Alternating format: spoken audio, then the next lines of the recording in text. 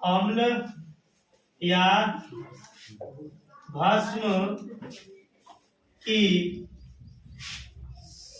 सांद्रता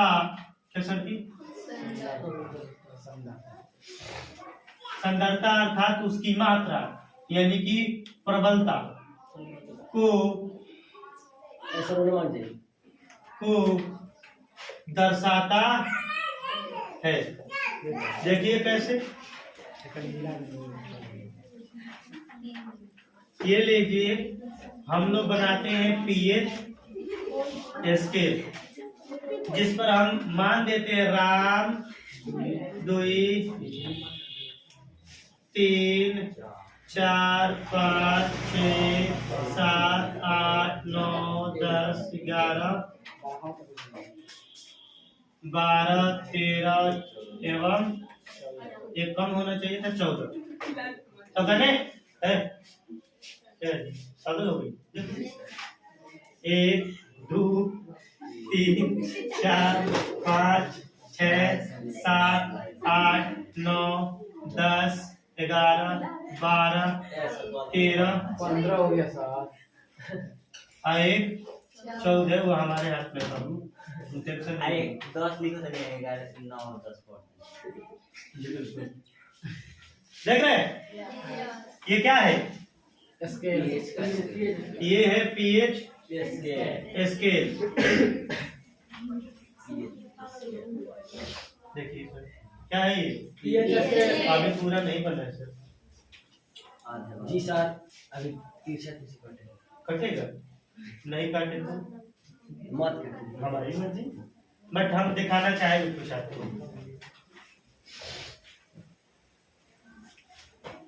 ठीक, ये लग रहा है लो कि रात भर ऑर्केस्ट्रा देख के चला है लो सुबह हुआ है।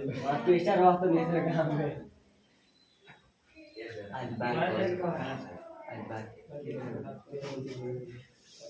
आज का लिए है सर जी। देखिए ये क्या है? स्केल है। अभी समझ में नहीं आया, अभी इसको हम कलरफुल कर दे। ये मान लीजिए हमने रंग कलाई कर दी। तो यहाँ देखिए इस ओर सांद्रता इसकी घटती दिखाई दे रही है, जबकि यहाँ देखे पीछे की ओर आ रहे हैं तो बढ़ती हुई दिखाई दे रही है। परंतु इधर से हम इधर चले, काले वाले को ध्यान से देखिए, ये रंग ये मान लीजिए, तो इधर से उधर बढ़े तो देखिए सांद्रता क्या दिखाई रही है? बढ़ रहा है। तो कहता है पीएच स्केल कहता है इसमें कुछ मान दिए रहते हैं जो 1 से लेकर कहाँ तक होते हैं? 14 तक। कहाँ तक? 14। और 7 यहाँ पर है, इसको मिड पॉइंट यानी मध्य बिंदु ले लीजिए। कौन सा? बीच वाला। जी, बीच वाला। ठीक है सर, मध्य बिंदु। और इस मध्य बिंदु को हम कहते हैं उदासीन। क्या कहते हैं? उदासीन समझते हो? गाँव में रहता है।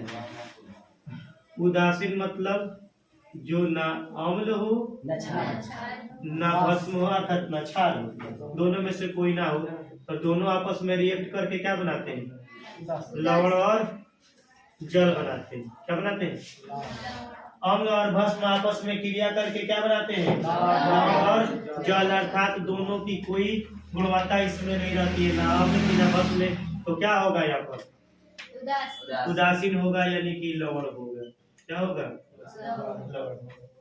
परंतु अब देखिएगा इधर आएंगे, ये है अम्लीय क्षेत्र। क्या है?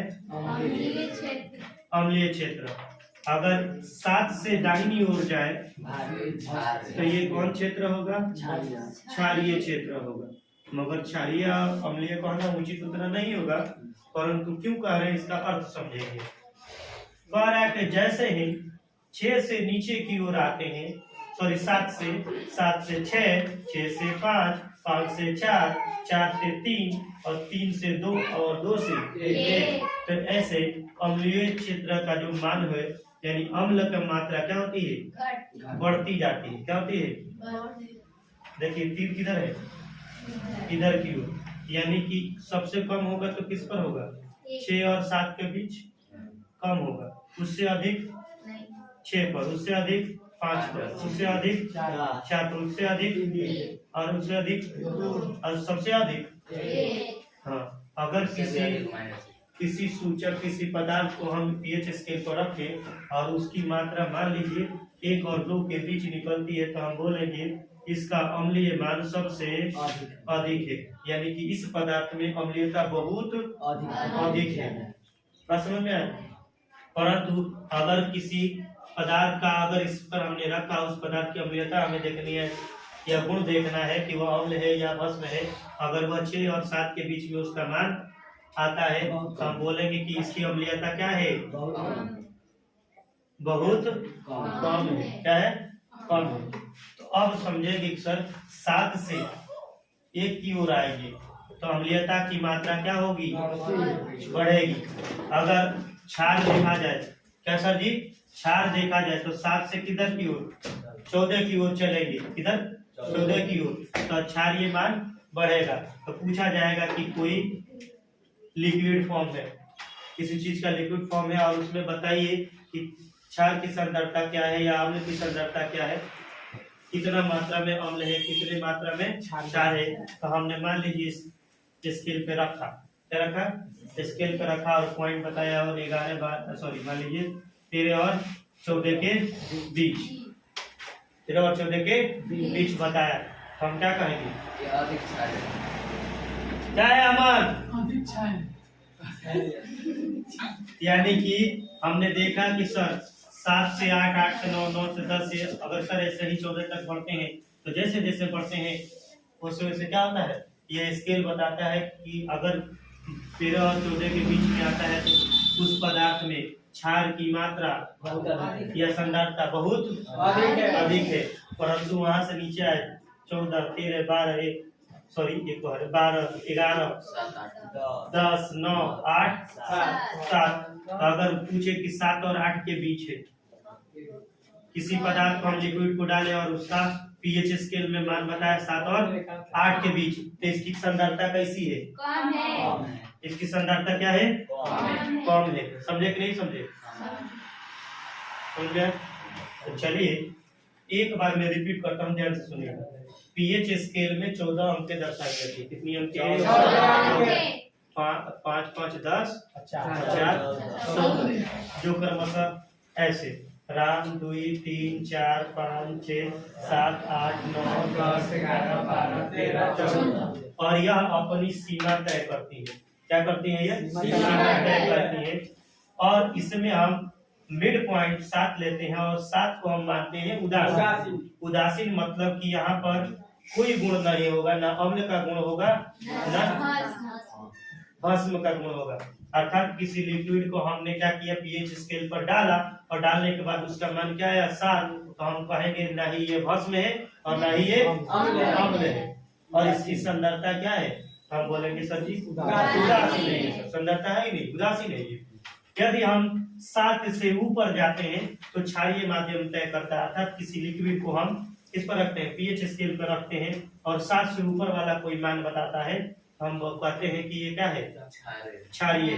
7 से ऊपर, 7 से ऊपर, तो 7 से ऊपर कहेंगे तो मतलब 8, ये 7 से बड़ा है ना, कैसा चीज है, छोटा है कि बड़ा है? और उसके पहले और हाँ, तो 7 से कोई बड़ा रहे, क्या रहे, यानी लो इसमें लिख देते हैं कंफ्यूजन में इधर। 7 से क्या सर, बड़ा, यानी कि 8 आवे, 9 आवे, 10 आवे, 11 आवे, 12 आवे या 11 और 12 के बीच में आवे, तो हम बोलेंगे कि सर ये कौन सा माध्यम तय कर रहे हैं। हाँ, पूछा जाएगा एक सरल बात सर, बताइए हमने कोई लिक्विड लिया, मुझे मालूम नहीं कि लिक्विड क्षारीय है या अम्लीय है, और उसमें से हम एक बूंद उठा के डाले और pH स्केल पर 11 और 12 के बीच में मान दर्शा रहा है, तो बताइए ये कौन सा अम्ल की सांद्रता क्या है, कैसा है यार, ये कौन है लिक्विड, सॉरी हम ऑलरेडी हम कर रहे हैं, गलती बोल दी ना, ये लिक्विड कैसा होगा, क्षारीय होगा। पहला चीज की है सर, क्षारीय होगा। और क्या होगा, इसकी सांद्रता अधिक होगा। अधिक होगी, क्योंकि 7, 8, 9, 10, 11, 12, 13, 14 बढ़ते चलेंगे तो सांद्रता अधिक होगी। क्षार की बढ़ती जाएगी। ऐसा ऊपर से आधा आएगा। ऊपर से हम डर के आएंगे। ये नहीं आया, ये नहीं आया। ओके डन, आए या ना आए, उसमें से कुछ चीजों को काट के डाल दिया जाएगा, नथिंग प्रॉब्लम। एजक लाई लेबा लोग बता दाम का खराब होता है। देखा हजारों, समझ में आया? मतलब 75 बार सर एक ही चीज को बताया और देखते हैं आप लोग फिर भूल जाते हैं, मगर गाने की तरह हो रहता है कि लास्ट वाला एक लाइन नहीं सुनाए। ठीक है, क्या सर? देखा हजारों दफा आपको, मगर देखा है हजारों दफा, मगर क्या नहीं, फिर बेकरारी कैसी है, मतलब उसकी चाय के लिए बेकरारी है सर जी, और इतना अच्छा बता रहे हैं, चाय भटक रहा है, यही ठीक नहीं लग रहा मुझे। अब देखिए सर, गाने गाइए सर, अच्छा गा रहे हैं जी सर। गाने का मतलब है बताइए मैं इस पर कह रहा सर, यहाँ देखिए सर, तो याद रखेंगे 7 से ऊपर की ओर कोई अंक आए तो वो लिक्विड कैसा होगा, क्षारीय होगा। यदि 7 से नीचे की ओर आए तो यह माध्यम कैसा होगा, अम्लीय होगा। अब पूछा जाए इसकी सांद्रता के बारे में, किसके बारे में, सांद्रता के बारे में, तो पूछा जाए कि कोई लिक्विड का मान 6 और 7 के बीच आ रहा है तो इसकी सांद्रता बताइए, तो हम बोलेंगे कि जो अम्लीयता है, इसकी क्या है, अम्लीयता है वो क्या है, कम है, किसके अपेक्षा। अगर कोई अन्य लिक्विड डालते हैं और कोई अन्य लिक्विड डालते हैं और उसका मान 2 और 3 के बीच आता है तो बताइए ये भी तो अम्ल ही है, तो बताइए इसकी अम्लीयता क्या है, तो हम बोलेंगे 6 और 7 की अपेक्षा अधिक है, यानी इसका ये बहुत अम्लीय है और ये इसके अपेक्षा बहुत बस समझ में। अगर किसी लिक्विड को हम डालते हैं और उसका मान क्या आता है, 8 और 9 के बीच आता है, क्या आता है, 8 और 9 के बीच आता है, तो बताइए ये अम्ल है कि क्षार है, क्षार है, मतलब ये बात तय है। और उसके बाद एक और लिक्विड डालते हैं तो उसका मान लीजिए 13 और 14 के बीच आता है, मानना है सर, क्या करना है, तो बताइए कि ये कौन सा माध्यम होगा, मतलब कैसा होगा, इसका गुण कैसा होगा, क्षारीय होगा, ये भी क्षार होगा। तो बताइए दोनों की सांद्रता में किसकी सांद्रता अधिक है, 13 और 14 की सांद्रता अधिक है, उस किसकी अपेक्षा, अब बात समझ में आई, पूछा जाएगा आपको सबसे ज्यादा अम्लीय कौन सा पदार्थ है? सबसे अधिक अम्लीय पदार्थ अम्लीय पदार्थ, गूगल बाबा से पूछना पड़ेगा। अब तो बुक के अनुसार अम्ल देखा जाए, जैसे अमाशय का रस कितना होता है, इसका पीएच मान 1 होता है, सबसे अम्लीय। और क्षारीय में और क्षार में देखा जाए तो चूना जल, कौन जल, चूना जल, जिसका मान 11 होता है, बस समझ में नहीं समझ में। जैसे चूना जल को हमने पीएच स्केल पर डाला तो उसका कितना मान बताया, 11 मान बताया, तो हम समझ जाएंगे ये क्या है, क्षार है। और कितना क्षारीय है, तो देखिए ना, यहाँ से चालू हो रहा था 7 और 8 के बीच से, फिर 8 और 9, 9 से 10, 10 से 11, फिर क्षार की सांद्रता क्या हो रही है, बढ़ती ही जा रही है, क्या हो रही है, और जबकि नींबू का रस का पीएच स्केल पर मान 1 है, तो हम कह सकते हैं कि नींबू का रस क्या है, अम्लीय तो है, मतलब कितना अम्लीय है, अधिक बहुत अधिक अम्लीय है। समझ में आया, कोई डाउट, समझ में? तो बताइए कि पीएच स्केल क्या है, जवाब लिखा है सार्वत्रिक सूचक।